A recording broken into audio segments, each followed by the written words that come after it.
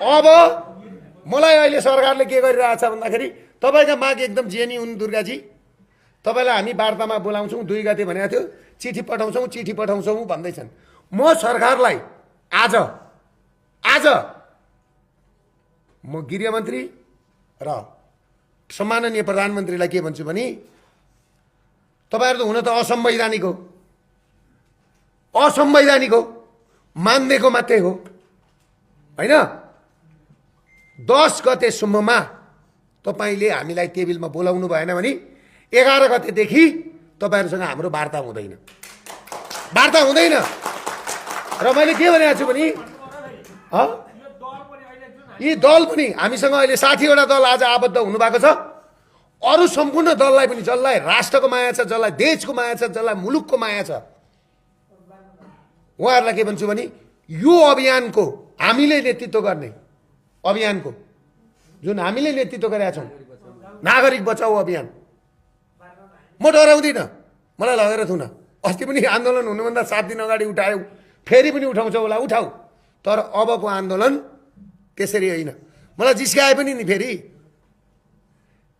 जिस्काए के भने petrol किनायो, diesel किनायो, gas किनायो, चामल किनायो भने ए बाबा त्यो ग्यास चामल पेट्रोल केही बिग्रिया छैन, तपाईँहरूको घरमै छ नि त, मलाई त दिएको होइन नि।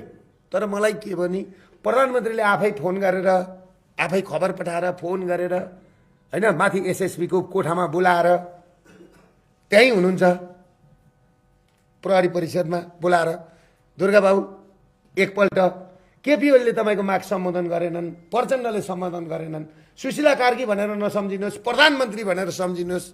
तपाईँको माग कमसेकम प्रधानमन्त्रीको टेबलमा आउँछ भनेपछि म पनि ठिकै छ नि त, मेरो माग कमसेकम बाटामा थियो, प्रधानमन्त्रीको टेबलमा पुग्यो भने पनि ठुलो कुरो हो भनेर भनेको थियो। र मैले त्यो मागमा के लेखेको छ, 2062-63 को जनआन्दोलनको म्यान्डेट भनेको नि यो महँगो सङ्घीयता थिएन, सङ्घीयता लाद्ने थिएन, प्रदेश थिएन, किराँत बौद्ध सहितको हिन्दू अधिराज्य फ्याँक्ने थिएन, राज संस्था फ्याँक्ने थिएन।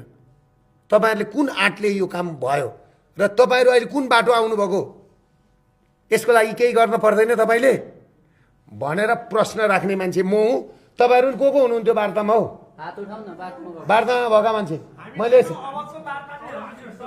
होइन। त्यसले गर्दाखेरि म सम्माननीय प्रधानमन्त्री र माननीय गृहमन्त्रीलाई के भन्छु भने तपाईँहरूले हामीलाई नजिस्काउनुहोस्।